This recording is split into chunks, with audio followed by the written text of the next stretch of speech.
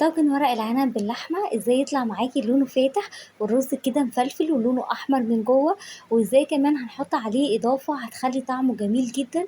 ولو انت اول مرة تعملي محشي ورق العنب وقلقانة ان ما يطلعش معاكي مظبوط او ان هو يفك منك، شوفي الفيديو ده للاخر وان شاء الله هتطلعي منه استاذة في لف ورق العنب وفي طعمه كمان. نسمي الله ونبدأ الوصفة. اول حاجة عشان ورق العنب يطلع معاكي مظبوط لازم تختاريه صح، يكون لونه اخضر فاتح وما يكونش ناشف، يكون طري وما يكونش فيه ورق متبهدل ولا حاجة. وهتاخديه كده بنفس الرصة بتاعته تحت الحنفية تغسليه كويس، وبعد كده هتبدأي تسلقيه لحد ما لونه يتغير بالشكل دوت، ومش هنحطه كتير في المية المغلية علشان ما يتهريش.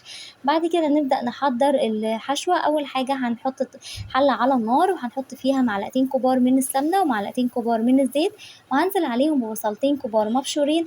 أنا بحب البصل يكون مبشور في المحاشي عامة، بيدي طعم مختلف. بعد كده بقى الإضافة اللي هتخلي طاجن ورق العنب في حتة تانية وبجد هيخليه طعمه تحفة، خصوصا لما نعمله في الطاجن الفخار، هي حتة من اللية. لو عندك ليا في التلاجة لسه باقية من العيد ضيفيها على طاجن ورق العنب بتديله طعم خرافة. هسيب بقى هنا كده اللية تسيح مع البصل لحد ما لونه يصفر بس مش هياخد لون. بعد كده هحط عليهم معلقتين كبار من الصلصة المعلبة.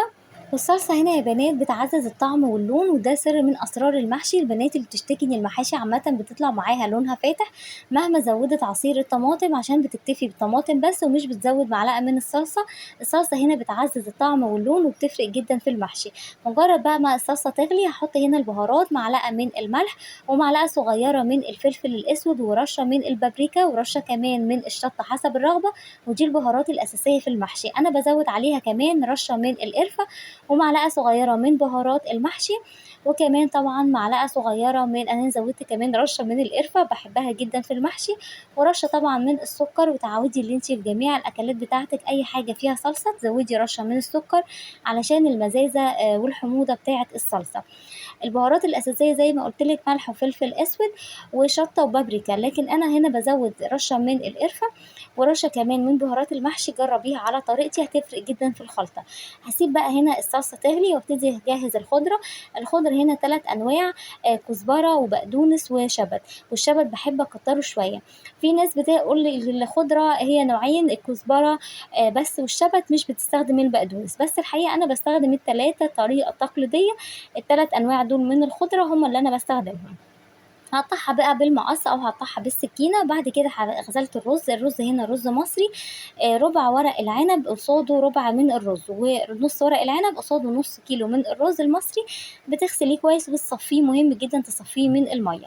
نزلت عليه بقى كده بالخلطه. بصوا الخلطه تقيله ازاي ما شاء الله، بتسيبيها كده لحد ما تتقل معاكي، وهقلبها كويس جدا من الرز. انا كمان ساعات بحط الرز كمان على النار ياخد كده مع الصلصه دقيقه واحده بس، يعني هو مش بيشرب من الصلصه لكن بقلبه على النار.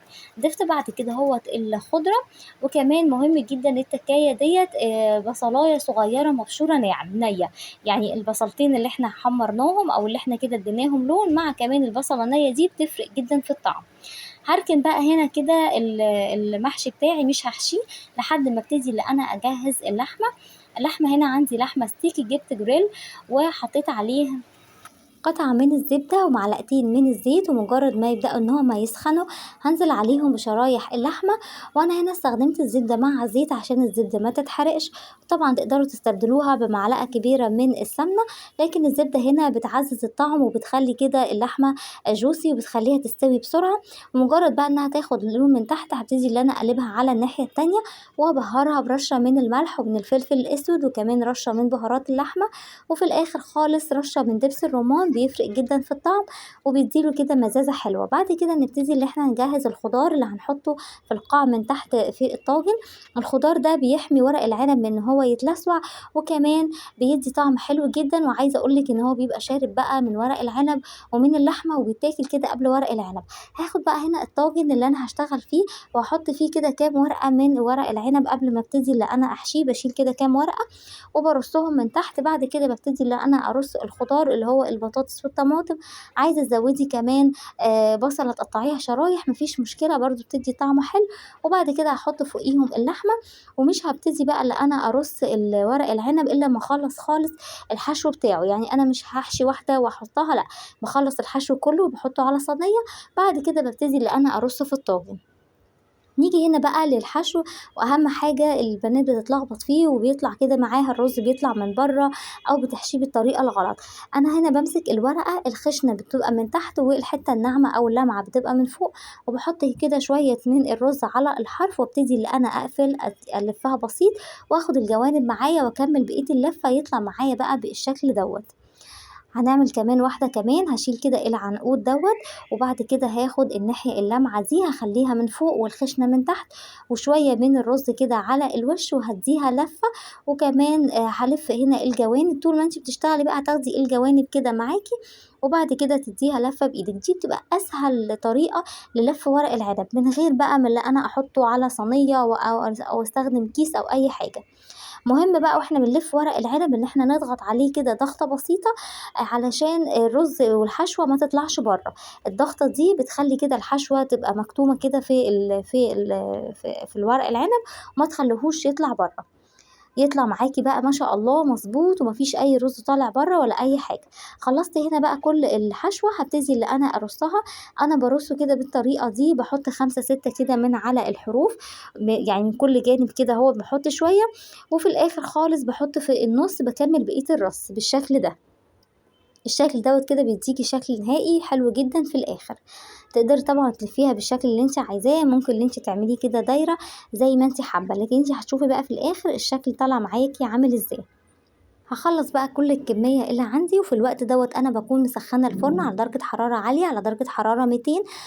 طريقة التسوية بتاعته اللي أنا باحط الطاجن من تحت الأول لحد ما ابتدي المَيّة بتاعته تغلي، وبعد كده هاخده في الرف اللي في النُص، أوطّي الحرارة على درجة حرارة 180 وأحطه في الرف اللي في النُص لحد ما يتشرب. نفس فكرة الحلة، يعني إحنا في الحلة بنحط المحشي على درجة حرارة عالية لحد ما يبتدي الشوربة أو المَيّة بتاعته تغلي، وبعد كده باوطّي عليه أو باحطه تحت الشياطة. دي نفس فكرة التسوية بتاعته. بُصّوا بقى أنا هنا خلّصت الكمية والشكل بتاعه ما شاء الله طلع معايا تحفة زي ما أنتم شايفين. نيجي بقى هنا للشوربة.